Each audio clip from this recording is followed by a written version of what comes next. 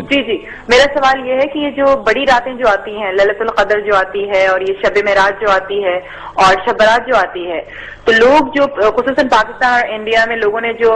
ایک مقرر کر لیا ہے کہ وہ جاگنے والی رات ہے اور رات بھر عبادت کرنی ہے اور اسی رات ساری آپ کو اپنی نفل نمازیں پڑھنی ہیں، تو میں ہمیشہ اس بات پہ کافی مجھے اس بات پہ کنفیوژن ہوتی ہے کہ عبادت تو انسان کو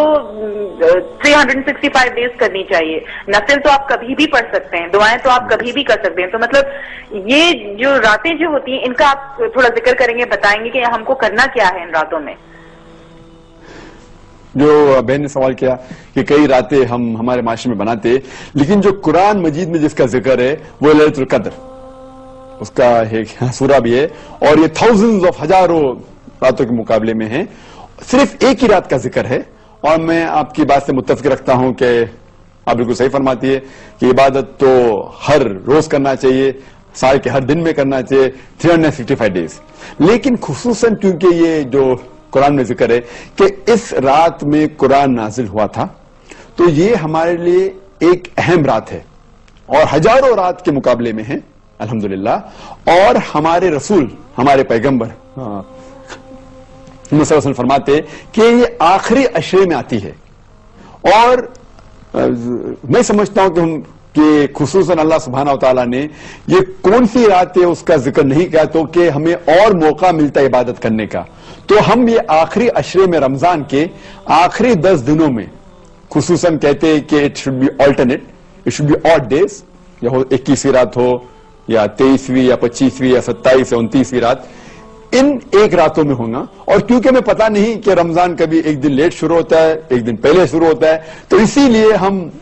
سب 10 رات اگر عبادت کریں گے سب سے بہتر ہے، یا خصوصاً جو آلٹرنیٹ نائٹس ہے 21ویں، 23، 25ویں،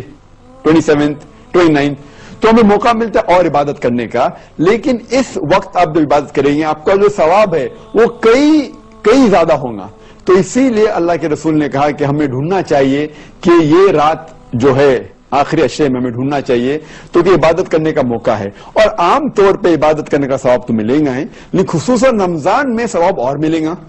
کیونکہ جیسے ہم جانتے ہیں کہ وہ شیطان، اللہ سبحانہ وتعالیٰ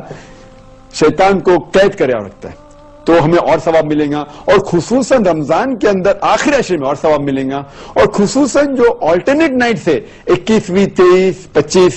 27، 29، ان راتوں میں اور ثواب ملے گا۔ اسی لیے ہمیں ان راتوں میں کوشش کرنا چاہیے کہ جاگنا چاہیے اور عبادت کرنا چاہیے، لیکن سال کے اس کا مطلب یہ نہیں کہ باقی دنوں باقی رات میں عبادت نہیں کرنا چاہیے، ہر روز کرے تو بہت اچھا ہے الحمدللہ، لیکن کئی راتیں جو باقی ہمارے معاشرے میں بنائی جاتی ہے اس کی دلیل کوئی صحیح حدیث میں نہیں ہے، جو دلیل صرف ہمیں ملتی ہے